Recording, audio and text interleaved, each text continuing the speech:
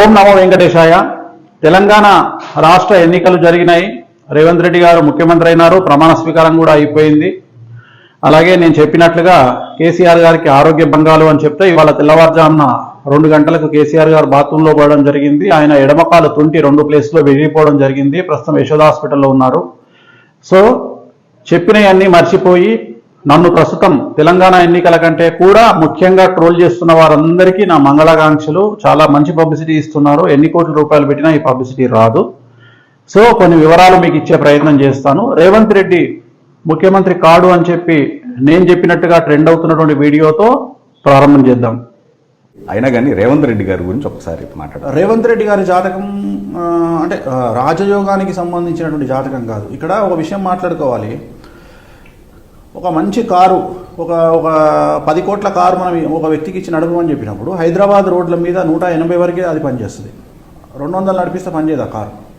So Revanth Reddy జాతకం కూడా అదే. రేవంత్ రెడ్డి జాతకం ఏంటంటే ఒక భగవంతుడు ఇచ్చినటువంటి మంచి జాతకం అయినప్పటికీ కూడా వ్యక్తిగతంగా ఆయన చేసే విధానాల వల్ల సమస్యలు వస్తాయి. అంటే వ్యక్తిగతంగా తను తీసుకునే నిర్ణయాల వల్ల సమస్యలు వస్తాయి. సో ఈ వీడియో చూసినారు కదా, రేవంత్ రెడ్డి గారికి రాజయోగం లేదు అని చెప్పినటువంటి వీడియో. ఈ వీడియో తెలుగుదేశం పార్టీలో ఉన్నప్పుడు రేవంత్ రెడ్డి గారు పార్టీ మారకుండా ముందు ఉన్నటువంటి ఒక వీడియో. దీంట్లో మనం ఏం చెప్పినామంటే రేవంత్ రెడ్డి గారికి భగవంతుడు రాజయోగాన్ని ఇచ్చినాడు, కానీ రేవంత్ రెడ్డి గారి వ్యక్తిగతమైనటువంటి నిర్ణయాల వల్ల రేవంత్ రెడ్డి గారికి సమస్యలు వస్తాయి. సో రేవంత్ రెడ్డి గారి దగ్గర ఒక బెంజ్ కారు ఉందనుకోండి, ఆ బెంజ్ కారును తీసుకెళ్లి మట్టి రోడ్లో నడిపిస్తే స్పీడ్గా వెళ్ళదు, హైవే మీద వెళ్తే స్పీడ్గా వెళ్తుంది. కాబట్టి నిర్ణయం మార్చుకోండి రేవంత్ రెడ్డి గారు, అప్పుడు రాజయోగం ఉంటుంది అని చెప్పినటువంటి వీడియో. నెక్స్ట్ వీడియో చూద్దాం. అవసరం లేదు. సో ఇప్పుడు మనం చెప్పదలుచుకున్న పాయింట్ ఏంటంటే మీకు రేవంత్ రెడ్డి గారికి జాతక రీత్యా రాజయోగం ఉన్నప్పుడు మీరు ఆ రాజయోగాన్ని ఎందుకు వాడుకోరు? సో ఆ రాజయోగాన్ని వాడుకునే దిశగా మీ ప్రయత్నాలు ఎందుకు సాగవు? సో అలా సాగించండి. ఏదో ఒక పార్టీ, మీరు జాతీయ స్థాయిలో మీరు ఖచ్చితంగా రేపు రాజకీయ పార్టీలో ఏ రాజకీయ పార్టీలో చేరితే మీకు అనుకూలమైన ఫలితాలు ఉంటాయో, మీకు ముఖ్యమంత్రి యోగం కలుగుతుందో ఆ పార్టీలోకి వెళ్లే దిశగా మీరు ప్రయత్నాలు ప్రారంభించండి. అది కాంగ్రెస్ పార్టీ అవ్వచ్చు, బీజేపీ పార్టీ అవ్వచ్చు. సో ఇప్పుడు ఇందాక వీడియో చూసినారు కదా, అప్పుడు నా ఫేస్బుక్ వాల్లో పెట్టినటువంటి వీడియో. దీంట్లో ఏం చెప్పానంటే రేవంత్ రెడ్డి గారు మీరు నేషనల్ పార్టీ కాంగ్రెస్ పార్టీ కానీ బీజేపీలోకి వెళ్తే మీకు ముఖ్యమంత్రి యోగం ఉంటుంది, మీ జాతకంలో రాజయోగం ఉంది. ఆ రాజయోగాన్ని మీరు ఉపయోగించుకోవాలంటే వాడుకోవాలంటే ఖచ్చితంగా మీరు కాంగ్రెస్ పార్టీలోకి వెళ్ళండి అని చెప్పడం జరిగింది. ఇంత క్లారిటీగా సుమారు 5 సంవత్సరాలు, నాకు తెలిసి 2019 వీడియో. ఆ రోజు నేను చెప్పినటువంటి వీడియో ఎవరన్నా ఒక వ్యక్తి గురించి ఆలోచించి ఆ వ్యక్తికి ముఖ్యమంత్రి యోగం ఉంటే ఇంత క్లారిటీగా ఈ ప్రపంచంలో ఎవరన్నా చెప్పగలుగుతారా? నా ఫేస్బుక్ వాళ్ళు పెట్టినటువంటి వీడియో. మీరు వెళ్ళండి కాంగ్రెస్ పార్టీలోకి, ముఖ్యమంత్రిగా ఖచ్చితంగా మీరు ఎన్నిక కాబడతారు అని చెప్పినటువంటి వీడియో. Next video. ఈజీ గెలుపు అయితే కాదు, ఎవరికి ఈజీ గెలుపు కాదు. Okay, right. ఏదో ఒక సంచలనం జరుగుతుంది. తెలంగాణ రాష్ట్ర రాజకీయాలను మలుపు తిప్పబోయేటువంటి విజయం వస్తుంది. ఎవరికి వచ్చినా తెలంగాణ రాష్ట్ర రాజకీయాలే మలుపు తిరుగుతాయి. ఇంకొక ముఖ్యమైన విషయం ఏంటంటే, మనం స్టేట్ కనుక తీసుకుంటే కేసీఆర్ గారికి అప్రాతిహతంగా కొనసాగుతున్నటువంటి తెలంగాణ రాష్ట్రం గత సంవత్సరాల నుండి సాగుతున్నటువంటి అప్రాతిహతిత విజయాలు కానీ, అప్రాతిహతంగా ఆయన యొక్క రథం కానీ స్లో అయ్యేటువంటి అవకాశం ఉంది. ఎందుకంటే కాంగ్రెస్ పార్టీ ఖచ్చితంగా మళ్ళా తన యొక్క పూర్వ ఉత్తేజాన్ని తీసుకునే అవకాశం ఉంది.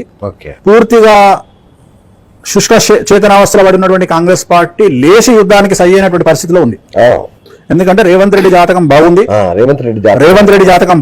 సో ఇందాక మనం ప్లే చేసిన వీడియోలో క్లారిటీ ఇవ్వడం జరిగింది. ఏమని చెప్పినామంటే కేసీఆర్ గారికి గత సంవత్సరాల నుండి వస్తున్నటువంటి విజయాల పరంపర తగ్గేటువంటి అవకాశం ఉంది. ఆయన రథానికి బ్రేకులు పడతాయి అని చెప్పడం జరిగింది.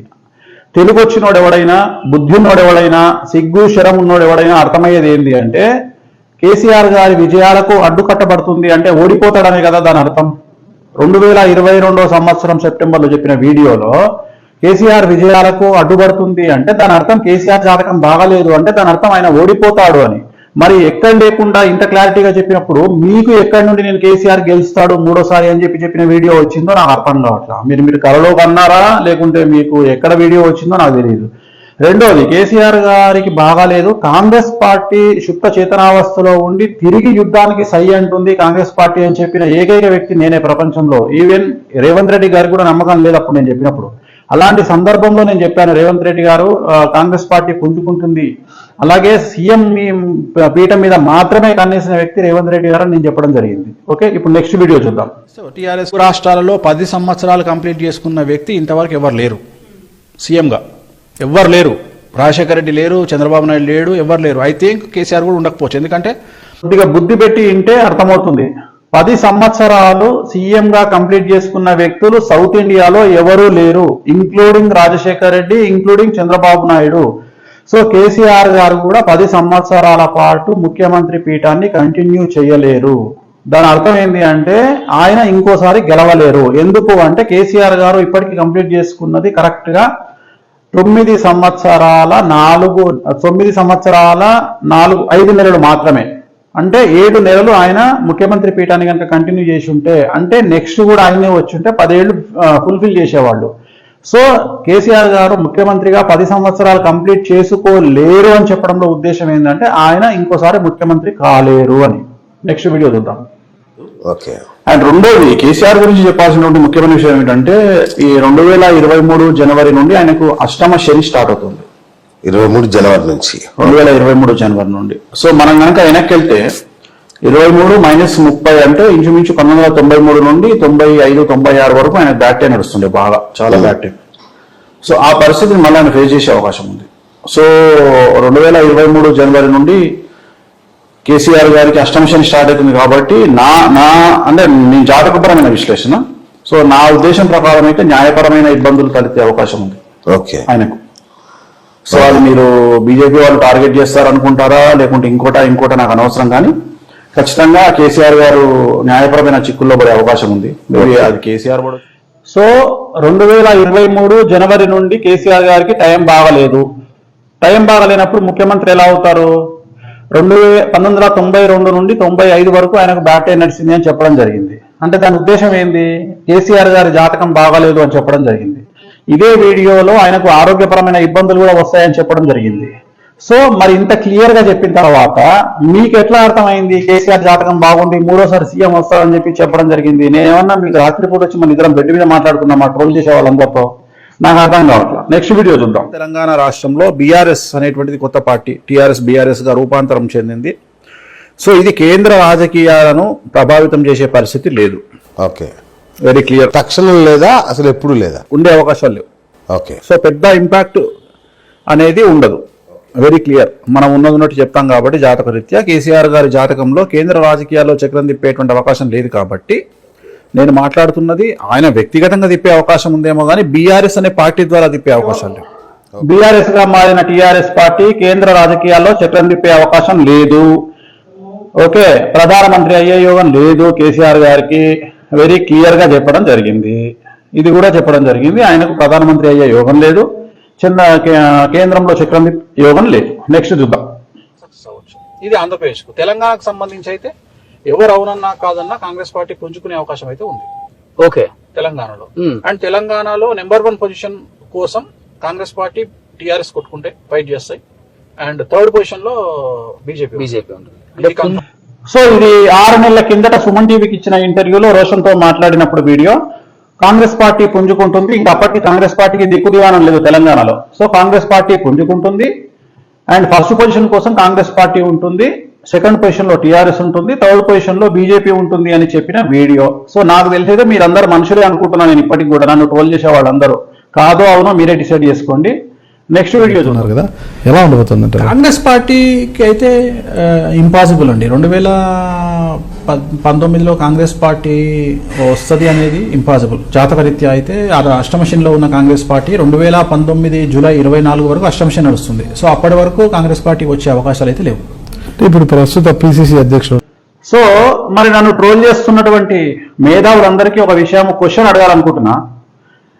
లేనటువంటి వీడియో లేదు అని చెప్పకుండా కేసీఆర్ 3వసారి ముఖ్యమంత్రి అవుతాడు వేణుస్వామి చెప్పినాడు అని చెప్పే మీరు 2019లో కాంగ్రెస్ పార్టీ రూలింగ్ లోకి రాదు టీఆర్ఎస్ఏ వస్తుంది అని మరి చెప్పి ఇప్పుడు వీడియో ఉంది కదా, మరి దీన్ని ఎందుకు మీరు ట్రెండింగ్ లోకి తీసుకురావట్లేదు?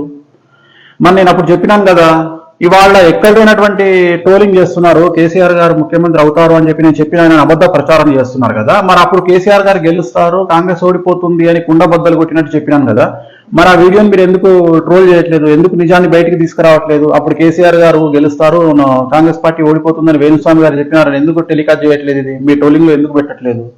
నెక్స్ట్ వీడియో గజ్వేల్లో అది జరుగుతుందా? జరిగితే ఏం జరుగుతుంది?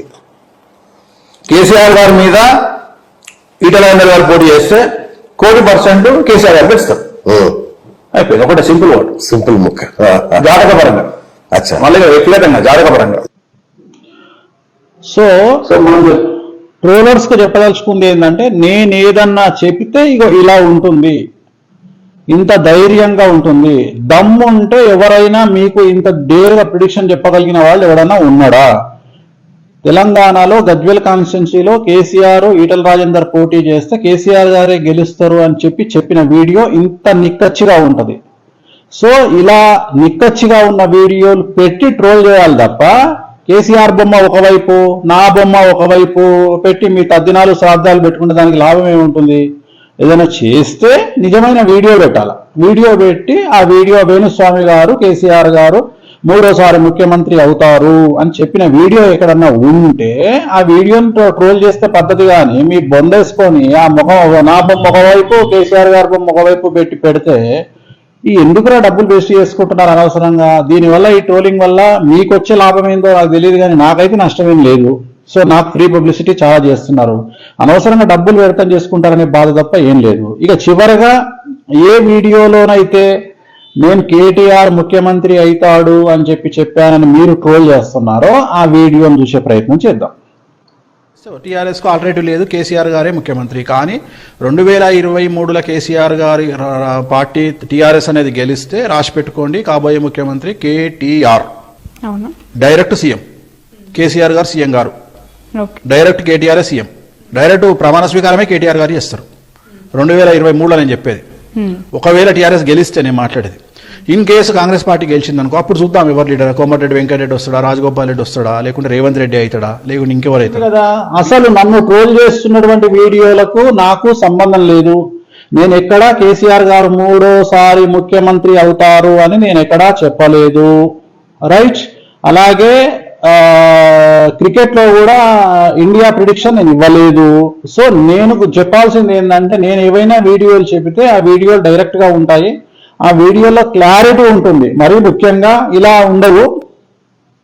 సో నన్ను ట్రోల్ చేయడానికి ప్రధానమైనటువంటి కారణం ఏంటంటే, కొన్ని పార్టీల వారికి జగన్మోహన్ రెడ్డి రావడం ఆంధ్రప్రదేశ్లో ఇష్టం లేదు కాబట్టి, నేను జగన్మోహన్ రెడ్డి గారు సీఎం అవుతారని చెప్పాను కాబట్టి తెలంగాణలో నేను చెప్పిన ప్రిడిక్షన్ తప్పింది అని వాళ్ళు ప్రూవ్ చేయాలనుకుంటున్నారు. కానీ నిజంగానే నేను ఒకవేళ జ్యోతిష్యానికి పనికి రాకపోతే, నేను చెప్పిన నిజాలు కాకపోతే, నా గురించి ఇంత లావులు తడుపుకోవాల్సి ప్యాంటు తడుపుకోవాల్సిన పరిస్థితి ఎవరికి ఉండదు. సో నాకు తెలుసు, నా మీద మీకు ఎంత నమ్మకం ఉందో నాకు తెలుసు. సో ఖచ్చితంగా నన్ను ట్రోల్ చేసే వాళ్ళందరికీ నా ఆశీర్వచనం ఉంటుంది. అలాగే నన్ను ట్రోల్ చేయడానికి ముఖ్యమైనటువంటి ఎవరైతే వాళ్ళు ఉన్నారో వాళ్ళకి ఖచ్చితంగా ఒక మంచి బహుమతి మేలో 2024 మేలో నేను ఇస్తాను మీకు.